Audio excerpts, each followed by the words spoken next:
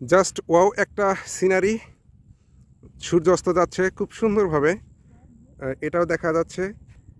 তো আমি ভিডিওটা করতেছি একদম মরুভূমি এলাকায়, পাথারের ভিতর, আশেপাশে কোনো কিছুই নাই। একটা সূর্যাস্তের দারুণ সিনারি ক্যাপচার করে রাখলাম।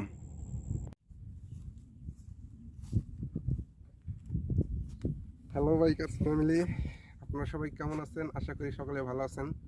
আমি আজকে আমার একটা স্বপ্নের বাইকের কথা বলবো আপনাদের কাছে। যে স্বপ্নটা পূরণ হয়েছিল আমার গত কোরবানি 2024 সালের।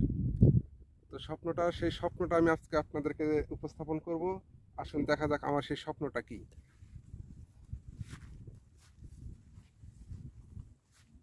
এই হচ্ছে আমার সেই স্বপ্নের বাইক, ইয়ামাহা স্যালুটো 125। কেমন আমার এই ইয়ামাহা স্যালুটো, আমি আপনাদের মাধ্যমে আজকে কিছু কথা শেয়ার করব আমার এই স্বপ্নের বাইকটি নিয়ে। ইয়ামাহা ব্র্যান্ডের 125 125 সিসির একটি গাড়ি, যেটা হচ্ছে কমিউটার সেগমেন্টের গাড়ি।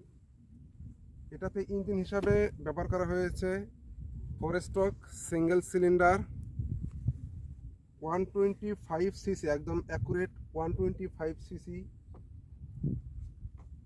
আপনারা দেখতে পাচ্ছেন এটি হচ্ছে স্যালুটো। আমি এই বাইকটি 1,58,000 টাকা শোরুম প্রাইসে, আর হচ্ছে 2,000 টাকা ভ্যাট ট্যাক্স, এই মিলায় হচ্ছে 1,60,000 টাকা। এটিতে আমি এই এত ছোটোখাটো একটা কমিউটার সেগমেন্টের বাইক নিছি। আসলে আমার এই টাকার সাথে এই বাইকটা যায় কি না আমার মাথায় এটা কাজ করে না। তবে আমার মনে হয় যে আমি 1,60,000 টাকা দিয়ে একটা বাইক কিনি নাই, আমি একটা ব্র্যান্ড কিনছি, যে ব্র্যান্ডটির নাম হচ্ছে ইয়ামাহা। 1,60,000 টাকা দিয়ে আমি শুধু এই লেখাটা কিনছি, এটা আমার মনে হয়। আর এই বাইকটার ভালো মন্দ দিকগুলো আমি একটু বলবো আপনাদের। আসলে এটা কতটুকু ভালো কতটুকু মন্দ, আমার ব্রেকিং পিরিয়ড অলরেডি শেষ করছি। 1,098 কিলো চালিয়ে ফেলছি অলরেডি। আপনারা যদি মিটারটা দেখেন যে 1,098 কিলো।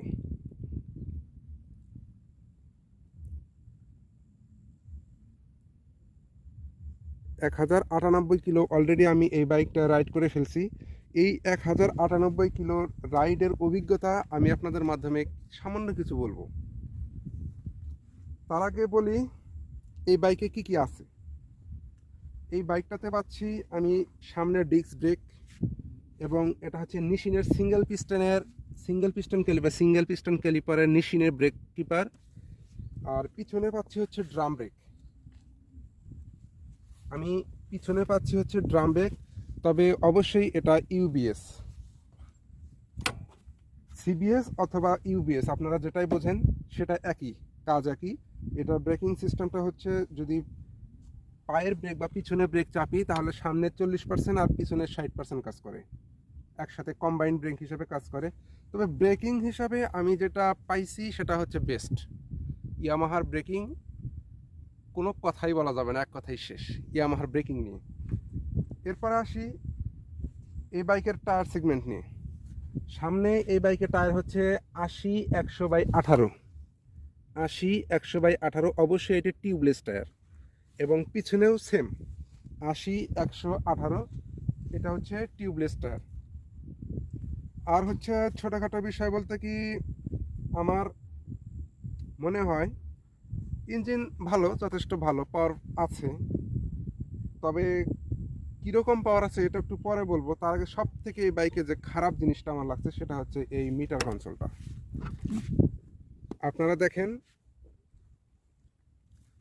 2024 সাল, একটা ডিজিটাল যুগে এসে 1,60,000 টাকা দিয়ে এত বাল্কি একটা বাইক কিনছি যার মিটার কনসোল হচ্ছে একদম অ্যানালগ। এখানে কি কি আছে? আছে হচ্ছে speedometer, no RPM meter, just শুধু speedometer, neutral indicator, side indicator, high beam, low beam, আর হচ্ছে ফুয়েল গজ। জাস্ট এতটুকুই পাবেন, আর কিছু নাই। আর না আছে এখানে ঘড়ি, না আছে স্পিডোমিটার, না আছে গিয়ার ইন্ডিকেটর। অন্যান্য এই 1,60,000 রেঞ্জের যদি বাইক অথবা 125 সিসি সেগমেন্টের বাইকের সাথে যদি কম্পেয়ার করি, ওগুলোতে যা যা আছে এটাতে তা নাই।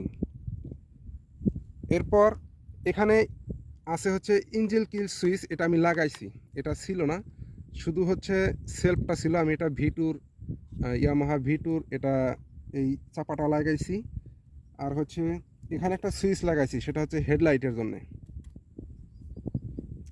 এই আর এই বাইকের খারাপ দিক যেটা সেটা বলি, যদি আমি সিঙ্গেল থাকি, যদিও বা বাইকের ওজন খুবই হালকা, 115 কেজি, জাস্ট 13 কেজি ছিল, 115 কেজি। আমি যখন 60 স্পিডে গাড়িটা উঠাই তখন হচ্ছে এই বাইকটা প্রচণ্ড পরিমাণে কাঁপাকাঁপি করে, সেটা হচ্ছে হ্যান্ডেল ভাইব্রেট করে। আর যদি দুইজন মানুষ থাকে তাহলে ৭৪ পর্যন্ত, ৮০ ৭৫ পর্যন্ত তোলা যায়, তখন কোনো কাঁপাকাঁপি বা হ্যান্ডেলে কোনো ভাইব্রেশন পাওয়া যায় না। আরেকটি সমস্যা হচ্ছে, মেন সমস্যা, এটা জাতীয় সমস্যা এই বাইকের, সেটা হচ্ছে গরুর গাড়ি। যদি বলি ভুল হবে না। কীরকম সেটা, আমি যদি কোনো গাড়িকে ওভারটেক করতে যাই, হাই রোডের কথা না, এটা হচ্ছে জাস্ট সিঙ্গেল রোডে, এই অটো, ভ্যান, রিক্সা, সিএনজি, তারপর হচ্ছে এই ছোটোখাটো গাড়িগুলোকে যদি ওভারটেক করতে যাই, তাহলে আমি যে থ্রোটলটা দেই, আসলে ওই থ্রোটলে তখন কাজ করে না। এর মানে হচ্ছে গন্ডারের চামড়ার মতো, আজকে যদি মশা কামড়ায় বা সাপে কামড়ায়, এটা হচ্ছে 2 দিন পরে টের পায়, ঠিক ওই রকমই। আমার দরকার এখন পাওয়ার টানতেছি, আমি হচ্ছে থ্রোটল করতেছি, কিন্তু আমার বাইক আগায় না, আগায় হচ্ছে প্রায় 10 সেকেন্ড পর বা 5 সেকেন্ড পর। এটা হচ্ছে মেন সমস্যা। এই গাড়িটা নিয়ে আমি যখন রোডে রাইড করি তখন আমি এই প্রবলেমটা বেশিরভাগ ফেস করি। তো এই হচ্ছে, আমি যেহেতু খুব বেশি চালাই নাই বাইকটা, সামান্য কিছু রাইড করছি, তো এতটুকু অভিজ্ঞতা শেয়ার করলাম। তবে এই বাইক নিয়ে আরও বিভিন্ন ধরনের কথা, বিভিন্ন ধরনের ট্যুর, তারপর হচ্ছে অনেক অভিজ্ঞতার কথা শেয়ার করব নেক্সট ভিডিওতে। সকলে ভালো থাকবেন, আল্লাহ হাফেজ।